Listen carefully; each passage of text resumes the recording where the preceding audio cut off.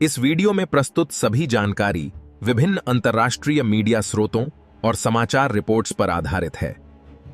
यह वीडियो केवल शैक्षिक और जानकारी के उद्देश्य से बनाया गया है। इसे किसी भी प्रकार की आधिकारिक या कानूनी सलाह न माना जाए। पिछले कुछ वर्षों में रियल मनी गेमिंग उद्योग ने दुनिया भर में तेजी से विस्तार किया है, लेकिन अब यही सेक्टर FATF यानी कि फाइनेंशियल एक्शन टास्क फोर्स और कई देशों में चिंता का विषय बनता जा रहा है। और इन देशों में फिलहाल एक ट्रेंड सिमिलर आप देखोगे, रीजन सेम दिया जा रहा है, एडिक्शन, कर्ज, परिवार और युवाओं का फाइनेंशियली बर्बाद होना, साथ में मनी लॉन्ड्रिंग, साइबर क्राइम और राष्ट्रीय सुरक्षा के ट्रेंड जो आपको देखने को मिलेगा कि RMG को लेकर पूरा विश्व बदलाव के दौर में है। एक्शन हो रहा है, ऑफशोर गेमिंग प्लेटफॉर्म बढ़ रहे हैं, सरकारें क्रैकडाउन कर रही हैं और RMG को किस प्रकार से रेगुलेट किया जाए उस पर हर देश में बहस चल रहा है। इतना ही नहीं, इस पूरे वैश्विक ट्रेंड को समझने के लिए फाइनेंशियल एक्शन टास्क फोर्स यानी कि FATF की भूमिका को भी नजरअंदाज नहीं किया जा सकता, जिसका मूल उद्देश्य वैश्विक वित्तीय प्रणाली को सुरक्षित बनाना है। सबसे पहले आपको यह समझना जरूरी है कि आखिर फाइनेंशियल एक्शन टास्क फोर्स है क्या और क्यों यह सारे देशों के लिए इतना इंपॉर्टेंट है। तो FATF एक अंतर्राष्ट्रीय संस्था है जिसकी स्थापना 1989 में G7 देशों के द्वारा की गई थी और इसका मुख्य उद्देश्य दुनिया भर में मनी लॉन्ड्रिंग और आतंकवाद की फंडिंग को रोकना है। यह कोई कानून बनाने वाली संस्था नहीं है, बल्कि यह देशों के लिए ऐसे मानक और दिशा निर्देश तय करती है जिन्हें अपनाकर वे अपनी वित्तीय प्रणाली को सुरक्षित बना सकें। FATF समय समय पर देशों का मूल्यांकन भी करता है और जो देश इसके नियमों का पालन नहीं करता उन्हें ग्रे लिस्ट या ब्लैक लिस्ट में डाल दिया जाता है, जिससे उनकी अंतर्राष्ट्रीय साख और अर्थव्यवस्था पर गंभीर असर पड़ सकता है। यही वजह है कि दुनिया के ज्यादातर देश FATF के दिशा निर्देशों को बहुत गंभीरता से लेते हैं। RMG प्लेटफॉर्म, खासकर ऑनलाइन और ऑफशोर प्लेटफॉर्म, FATF की नजर में इसलिए आते हैं क्योंकि इनमें तेजी से और बार बार पैसे का लेन देन होता रहता है जो अधिकतर पारदर्शी नहीं होता। ऐसे प्लेटफॉर्म पर यदि मजबूत KYC और ट्रांजैक्शन मॉनिटरिंग नहीं हो तो वे अवैध गतिविधियों के लिए एक आसान माध्यम बन सकते हैं।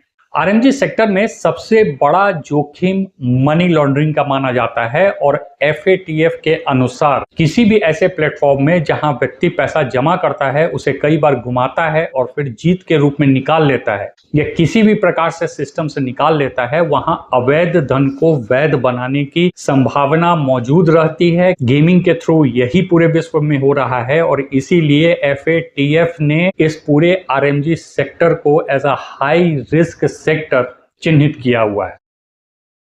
FATF के अनुसार मनी लॉन्ड्रिंग की संभावना को सामान्यतः 3 चरणों में समझा जा सकता है: प्लेसमेंट, लेयरिंग और इंटीग्रेशन। प्लेसमेंट मतलब पूरे सेक्टर में पैसे का डाला जाना, लेयरिंग मतलब एक अकाउंट से दूसरे अकाउंट में उस पैसे को घुमाया जाना जिनमें आपका भी अकाउंट शामिल है, और लास्ट में इंटीग्रेशन यानी कि सिस्टम में से उस पैसे को आखिरकार निकाल लेना या देश से बाहर भेज देना। FATF का कहना यह है कि RMG प्लेटफॉर्म इन 3 चरणों को आसानी से पूरा करने का माध्यम बन सकते हैं, खासकर तब जब म्यूल अकाउंट्स और फर्जी पहचान का उपयोग किया जाता है। दूसरा महत्वपूर्ण पहलू है क्रॉस बॉर्डर ट्रांजैक्शन। आज अधिकांश RMG प्लेटफॉर्म इंटरनेट आधारित हैं और कई बार वे ऐसे देशों में रजिस्टर होते हैं जहां नियमन यानी कि रेगुलेशन कमजोर होता है। इससे यह संभव हो जाता है कि एक देश का पैसा दूसरे देश में आसानी से ट्रांसफर हो जाए। यदि इसमें क्रिप्टो करेंसी या डिजिटल वॉलेट्स का उपयोग हो तो ट्रांजैक्शन को ट्रेस करना और भी कठिन हो जाता है। FATF ऐसे मामलों को high risk cross border financial activity की श्रेणी में रखता है और तमाम देशों को इसके लिए सतर्क रहने की भी सलाह देता है। FATF का दृष्टिकोण रिस्क बेस्ड अप्रोच पर आधारित है। इसका अर्थ यह है कि FATF किसी एक सेक्टर को पूरी तरह बंद करने के बजाय यह कहता है कि जहां जोखिम अधिक है वहां निगरानी और नियंत्रण अधिक होना चाहिए। इसी कारण FATF RMG को सीधा कभी निशाना नहीं बनाता। वो नहीं कहता कि RMG को बंद कर दो, वह देशों को यह निर्देश देता है कि वे RMG जैसे सेक्टर में मजबूत KYC, customer due diligence, suspicious transaction reporting और निरंतर निगरानी जैसे उपायों को लागू करें। तो अब प्रश्न यह उठता है कि FATF की इस दृष्टिकोण का विभिन्न देशों पर क्या प्रभाव पड़ सकता है। यानी कि अगर FATF की यह सोच है और ऐसा निर्देश तमाम देशों को दिया जा रहा है तो इसका प्रभाव देशों पर क्या पड़ेगा। दिक्कत यह है कि FATF का प्रभाव प्रत्यक्ष से अधिक अप्रत्यक्ष होता है, लेकिन इसका असर बहुत गहरा होता है। उदाहरण के लिए इंडिया में हाल के वर्षों में RMG सेक्टर पर टैक्स बढ़ाया गया, प्रवर्तन निदेशालय यानी कि ED और साइबर एजेंसियों की कार्रवाई तेज हुई और ऑफशोर गेमिंग प्लेटफॉर्म की जांच बढ़ाई गई। यह सब केवल घरेलू कारण से नहीं हो रहे बल्कि वैश्विक एंटी मनी लॉन्ड्रिंग मानकों के अनुरूप किए जा रहे हैं। और FATF के RMG को हाई रिस्क सेक्टर में रखने के बाद न सिर्फ भारत बल्कि इन तमाम देशों को चाहते न चाहते एक्शन लेना ही होगा, क्योंकि FATF का प्रभाव केवल नियमों तक सीमित नहीं है, इस बात को आप अच्छी तरीके से समझ लें, बल्कि यह किसी देश की अंतर्राष्ट्रीय छवि और आर्थिक स्थिति पर भी गहरा असर डालता है। यदि कोई देश FATF के मानकों का पालन नहीं करता तो उसे ग्रे लिस्ट या ब्लैक लिस्ट में डाल दिया जाता है, जिससे कि उसकी फाइनेंशियल स्थिति पर बहुत बुरा प्रभाव पड़ता है। जैसा मैंने अभी आपको बताया भी था, उस देश की बैंकिंग प्रणाली, विदेशी निवेश और अंतर्राष्ट्रीय व्यापार बुरी तरीके से प्रभावित हो जाते हैं।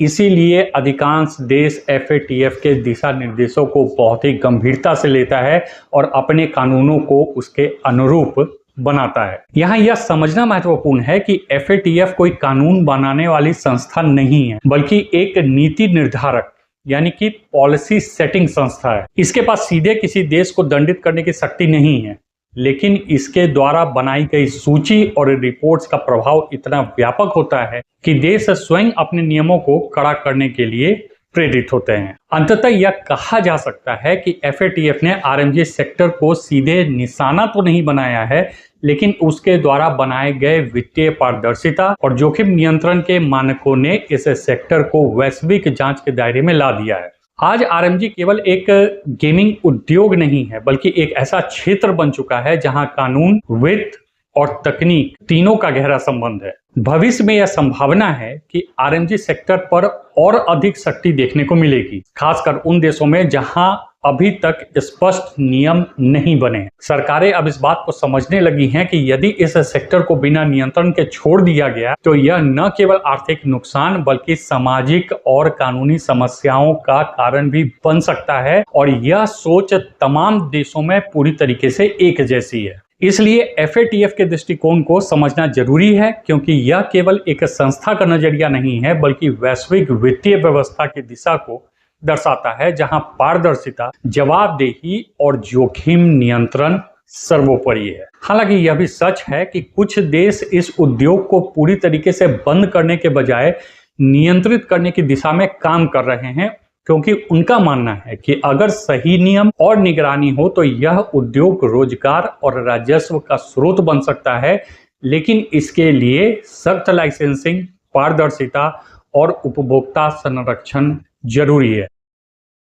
बहरहाल जो भी हो, लेकिन इतना तय है कि आने वाले समय में रियल मनी गेमिंग को लेकर दुनिया में बड़े बदलाव होने की पूरी संभावना है, और यह बदलाव धीरे धीरे नहीं बल्कि अब काफी तेजी से आ सकता है। सबसे पहला बड़ा बदलाव हो सकता है ग्लोबल लेवल पर स्ट्रिक्ट रेगुलेशन फ्रेमवर्क का बनना। अभी हर देश अपने अपने नियम लागू कर रहा है, ठीक है, लेकिन आने वाले समय में KYC, ट्रांजैक्शन मॉनिटरिंग और क्रॉस बॉर्डर पेमेंट्स को लेकर लगभग एक जैसे स्टैंडर्ड्स सारे देशों में देखने को मिल सकते हैं। अगर कोई प्लेटफॉर्म एक देश में ऑपरेट करना चाहता है तो उसे ग्लोबली एक्सेप्टेबल कंप्लायंस दिखाना पड़ेगा। दूसरा बदलाव हो सकता है ऑफशोर गेमिंग प्लेटफॉर्म्स पर क्रैकडाउन। अभी कई कंपनियां ऐसे देशों में रजिस्टर्ड होती हैं जहां नियम कमजोर हैं, जैसा मैंने अभी बताया भी था, लेकिन अब देशों के बीच डेटा शेयरिंग और इन्फोर्समेंट कोऑपरेशन बढ़ रहा है। इससे यह लूप होल धीरे धीरे बंद हो सकता है। तीसरा महत्वपूर्ण बदलाव है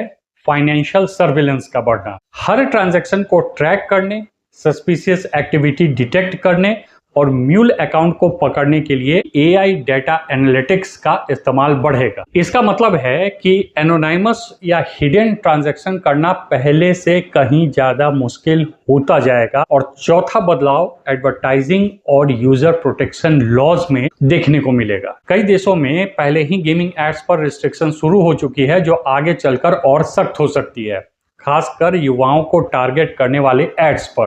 तो सबसे बड़ा सवाल कि क्या यह समझा जाए कि RMG पर ग्लोबल बैन हो सकता है? तो इसका जवाब है पूरी तरह ग्लोबल बैन की संभावना कम ही है या नहीं है, लेकिन controlled legalisation plus strict compliance वाला मॉडल बहुत तेजी से उभर सकता है। कहने का तात्पर्य कि RMG का फ्यूचर फ्री मार्केट नहीं होने वाला है, बल्कि रेगुलेटेड इकोसिस्टम बनने की दिशा में बढ़ रहा है और पूरे विश्व में बढ़ रहा है, जहां हर पैसा ट्रैक होगा और हर प्लेटफॉर्म अकाउंटेबल बनेगा। सभी देश इसी दिशा में काम करते हुए अब नजर आ रहे हैं और यही कारण है कि भारत जैसे देश में अभी भी यह बहस जारी है कि रियल मनी गेमिंग को कैसे देखा जाए। क्या यह मनोरंजन का साधन माना जाए या जुए का एक नया रूप? आने वाले समय में यह स्पष्ट होगा कि सरकार और न्यायपालिका इस मुद्दे पर क्या अंतिम रुख अपनाते हैं। लेकिन यह तो मैं जरूर कह सकता हूं कि रियल मनी गेमिंग के खिलाफ बनता यह वैश्विक माहौल पूरे इंडस्ट्री के लिए एक चेतावनी भी है। यह केवल एक उद्योग का मुद्दा नहीं है, बल्कि सामाजिक, आर्थिक और कानूनी संतुलन का भी सवाल है। अगर समय रहते सही कदम नहीं उठाया जाए तो इसके दुष्परिणाम और भी गंभीर हो सकते हैं। इसलिए जरूरी है कि सरकारें, समाज और व्यक्ति तीनों इस विषय को गंभीरता से लें और संतुलित दृष्टिकोण अपनाएं।